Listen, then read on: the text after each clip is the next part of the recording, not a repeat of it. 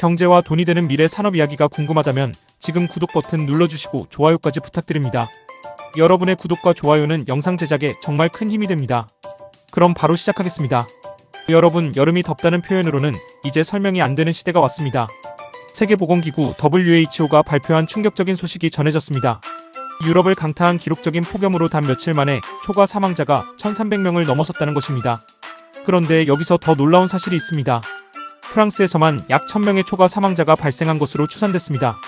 단순히 더워서 힘들었다는 수준이 아니라 국가가 예상했던 사망자보다 훨씬 많은 사람들이 갑자기 목숨을 잃었다는 의미입니다. 여기서 많은 사람들이 궁금해할 것입니다. 도대체 초과 사망이라는 것이 무엇일까요?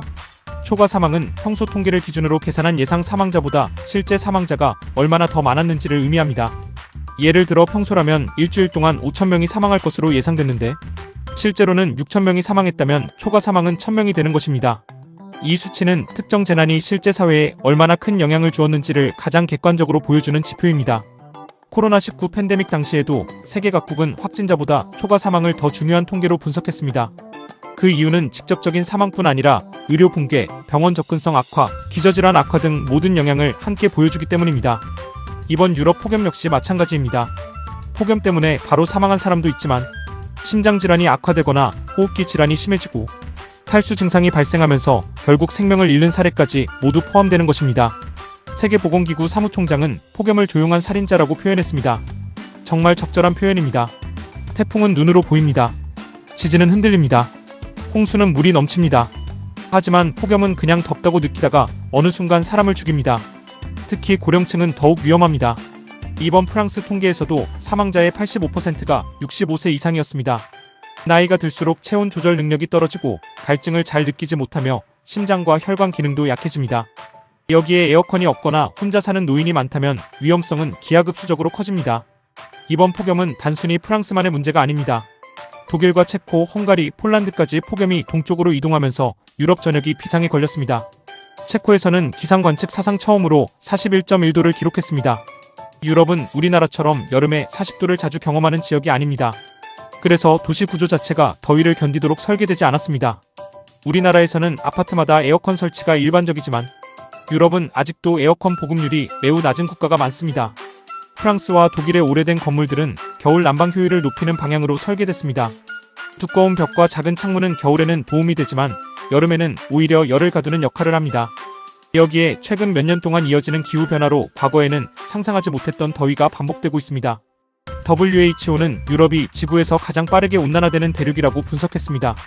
세계 평균보다 2배나 빠른 속도로 기온이 상승하고 있다는 것입니다.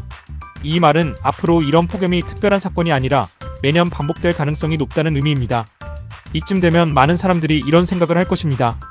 폭염이 심해지는 것은 알겠는데 경제와 무슨 관계가 있을까? 사실 경제는 날씨의 영향을 엄청나게 받습니다. 폭염이 시작되면 가장 먼저 전력 소비가 폭발적으로 증가합니다. 에어컨이 쉬지 않고 돌아가기 때문입니다. 전력 수요가 급증하면 발전소는 최대 출력으로 가동됩니다. 천연가스 소비가 늘어나고 전기요금 상승 압력이 생깁니다. 유럽은 아직도 에너지 가격이 러시아-우크라이나 전쟁 이후 높은 수준을 유지하고 있습니다. 이 상황에서 폭염까지 겹치면 에너지 비용은 기업들에게 엄청난 부담이 됩니다. 특히 제조업은 치명적입니다. 공장에서는 기계를 식히기 위해 더 많은 전기가 필요합니다. 근로자들의 작업 효율도 떨어집니다. 너무 더우면 생산성이 감소하고 휴식 시간이 늘어나며 안전사고도 증가합니다. 국제노동기구는 폭염으로 인해 노동 생산성이 크게 감소할 것으로 전망한 바 있습니다. 즉 더위는 단순히 불편한 것이 아니라 국가의 GDP를 깎아먹는 경제 변수인 것입니다. 농업도 심각합니다. 폭염이 지속되면 밀과 옥수수 생산량이 감소합니다. 과일은 햇볕에 타버리고 채소는 생육이 멈춥니다. 가축도 스트레스를 받아 우유 생산량이 감소하고 폐사율이 증가합니다. 결국 식량 가격이 오르게 됩니다. 우리가 마트에서 사는 식료품 가격까지 영향을 받게 되는 것입니다. 여기에 보험업계도 긴장하고 있습니다. 폭염은 산불 위험을 높입니다. 실제로 유럽 남부에서는 산불이 반복적으로 발생하고 있습니다. 보험사는 막대한 보험금을 지급해야 하고 결국 보험료 인상으로 이어질 가능성이 높습니다. 폭염 하나가 전력, 농업, 제조업, 보험, 의료, 관광까지 거의 모든 산업을 흔들고 있는 것입니다. 관광산업 역시 예상 밖의 피해를 입고 있습니다. 원래 여름이면 관광객으로 넘쳐나던 유럽의 유명 관광지는 이제 너무 더워서 여행객이 줄어드는 현상이 나타나고 있습니다. 낮 기온이 40도를 넘는 상황에서 야외 관광은 사실상 불가능합니다. 관광객들은 여행 시기를 바꾸거나 아예 북유럽으로 이동하기 시작했습니다. 기후변화가 관광 지도까지 바꾸고 있는 것입니다. 이 변화는 앞으로 부동산 시장에도 영향을 줄 수 있습니다. 폭염이 심한 지역은 거주 선호도가 떨어질 가능성이 있습니다. 반대로 상대적으로 시원한 지역은 인구가 늘어나고 집값이 상승할 수도 있습니다. 이미 미국에서는 기후 리스크를 반영해 부동산 가격을 평가하는 사례가 늘어나고 있습니다. 유럽도 비슷한 흐름이 나타날 가능성이 있습니다. 그렇다면 우리나라는 안전할까요? 절대 그렇지 않습니다. 우리나라도 최근 몇 년 동안 여름 평균 기온이 계속 상승하고 있습니다. 폭염특보가 길어지고 열대야도 증가하고 있습니다. 기상청 역시 앞으로 극한기후가 더욱 빈번하게 발생할 가능성을 계속 경고하고 있습니다.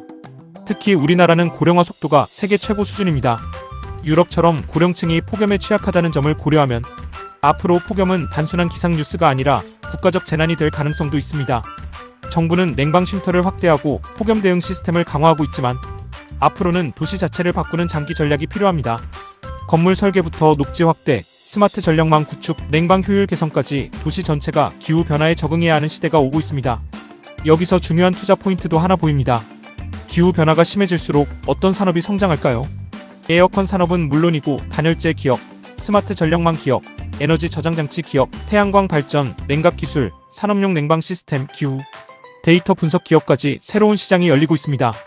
예전에는 미래 산업이라고 하면 반도체와 AI만 이야기했습니다. 하지만 이제는 기후 적응 산업 역시 거대한 미래 산업으로 성장하고 있습니다. 세계적인 투자기관들도 ESG를 넘어 기후 적응 산업에 본격적으로 투자하기 시작했습니다. 앞으로 기후를 극복하는 기술을 가진 기업들이 새로운 승자가 될 가능성이 높습니다. 여기까지 들으셨다면 단순히 유럽에서 더운 날씨가 이어지고 있다는 뉴스가 아니라는 것을 느끼셨을 것입니다. 이번 폭염은 기후와 경제, 산업과 투자, 우리의 미래가 모두 연결되어 있다는 사실을 보여주는 하나의 신호일 수도 있습니다. 이제부터는 이번 폭염이 앞으로 세계 경제를 어떻게 바꾸게 될지 조금 더 깊이 이야기해보겠습니다. 많은 사람들이 폭염 뉴스를 보면 단순히 여름이 정말 덥구나 정도로 생각하고 지나갑니다. 하지만 글로벌 투자자들과 대기업들은 전혀 다르게 바라보고 있습니다. 그들에게 폭염은 날씨가 아니라 돈의 흐름을 바꾸는 거대한 경제 이벤트입니다. 왜냐하면 기후가 변하면 소비가 바뀌고 소비가 바뀌면 산업이 바뀌며 산업이 바뀌면 결국 돈이 움직이기 때문입니다. 이번 유럽 폭염 역시 마찬가지입니다. 유럽에서는 최소 1억 9천만 명이 35도를 넘는 폭염을 경험했고 수억 명이 30도를 넘는 더위 속에서 생활하고 있습니다. 이 숫자는 단순한 통계가 아닙니다. 수억 명이 동시에 에어컨을 켜고 물을 더 많이 마시며 냉방 제품을 구매하고 전기를 더 많이 사용했다는 의미입니다. 기업 입장에서는 갑자기 수요가 폭증하는 시장이 만들어지는 것입니다. 실제로 세계 에어컨 시장은 최근 몇 년 동안 폭발적인 성장세를 이어가고 있습니다. 예전에는 에어컨이 사치품이었다면 이제는 생존을 위한 필수품이 되어가고 있습니다. 특히 유럽은 그동안 여름이 비교적 시원했기 때문에 에어컨 보급률이 낮았습니다. 하지만 최근 몇 년 동안 반복되는 폭염 때문에 유럽에서도 에어컨 판매량이 급격하게 증가하고 있습니다. 이것은 단순히 가전회사만 좋은 일이 아닙니다. 에어컨이 많이 팔리면 압축기를 만드는 회사가 성장합니다. 반도체를 만드는 회사도 수혜를 봅니다. 전력 제어 장치를 만드는 기업도 성장합니다. 냉매를 생산하는 화학기업도 수요가 늘어납니다. 결국 하나의 폭염이 수십 개 산업을 동시에 움직이는 것입니다. 여기에서 가장 중요한 것은 전력입니다. 전기는 현대사회의 혈액과 같습니다. 폭염이 심해질수록 전력은 더욱 중요해집니다. 그런데 문제는 전기를 만드는 것보다 안정적으로 공급하는 것이 더 어렵다는 점입니다. 낮에는 태양광 발전량이 많습니다. 하지만 저녁이 되면 사람들이 동시에 에어컨을 켜면서 전력 사용량이 최고치를 기록합니다. 이때 필요한 것이 바로 에너지 저장 장치입니다. 최근 전 세계가 ESS 산업에 집중하는 이유도 여기에 있습니다.